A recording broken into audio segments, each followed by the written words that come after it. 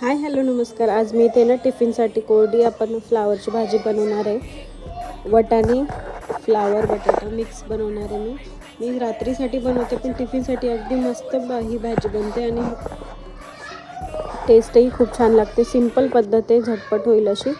कांदा टोमॅटो कापून ठेवला होता मी, लसूण पण कापून ठेवला होता.